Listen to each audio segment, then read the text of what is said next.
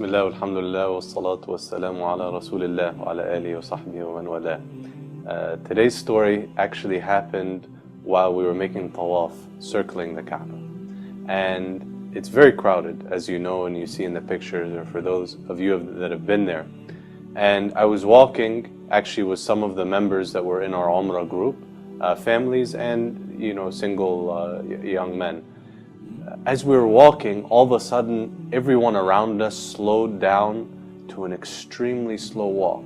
And then I saw people parting around what seemed to be an obstacle. I thought someone had dropped something. But it turned out there was actually a man walking at the pace of a snail, right in the midst of this crowd. It wasn't too close to the Kaaba, but it was still amidst a crowded area, sort of between the Kaaba and that outer courtyard.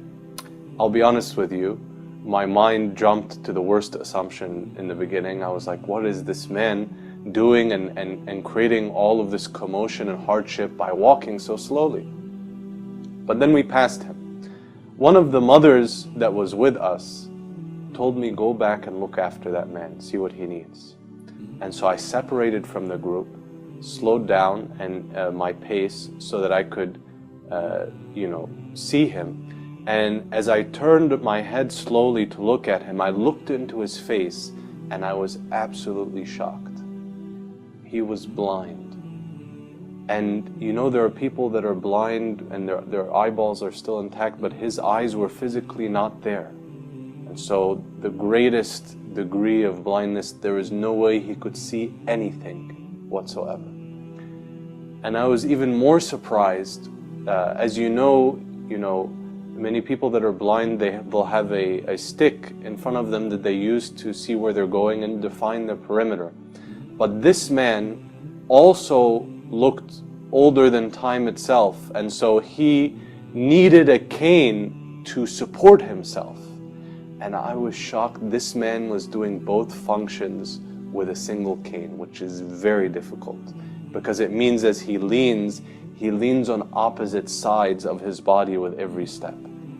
As I saw the men laboring like this, the first thing I felt was an extreme disappointment in myself for assuming the worst out of what is turned out to be, such a difficult situation. I jumped to the conclusion that this person was being careless.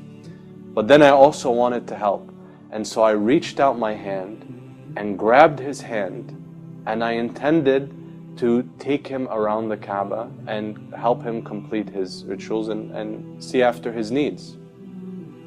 But then, as I looked into his face, he smiled, he shook his head, and he took his hand out of mine, and he continued to lean on his cane and make the tawaf.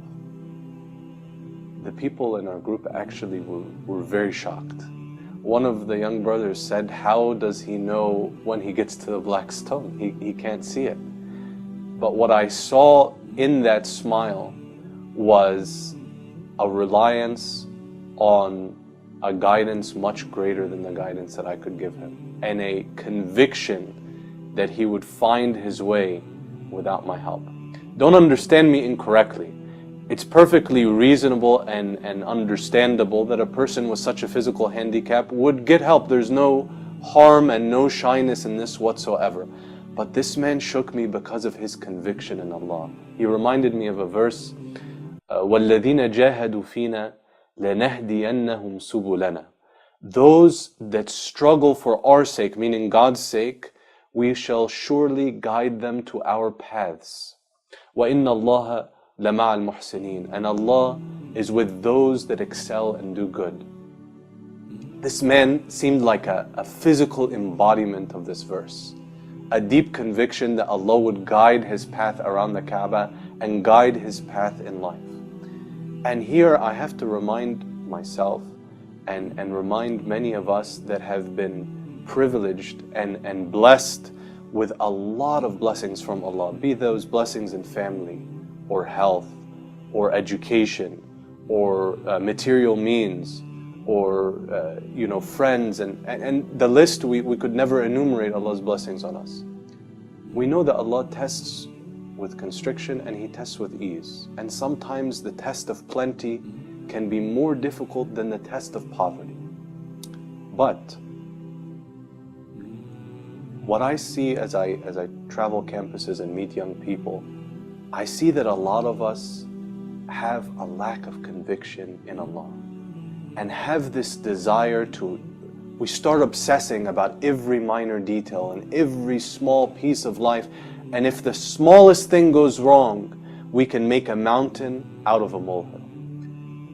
Every time, you get something in school that you weren't expecting, or a friend says something that just totally catches you off guard, or you have a problem with our family. Life is full of problems.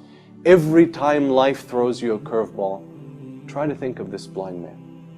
Try to think of that conviction and that trust and that confidence in a power that is greater than your power, and a plan that is higher and better than your plan, and a certainty that can only be gotten by trusting in Allah subhanahu wa ta'ala and trusting in a power that is greater than you. I hope inshallah that this man serves as a reminder for us to this. May Allah subhanahu wa ta'ala make us from those that place their full reliance on Him and their trust in Him, and may Allah subhanahu wa ta'ala grant us all guidance to His paths and the best of this life and hereafter. Allahumma ameen. Wassalamu alaikum wa rahmatullahi wa barakatuh.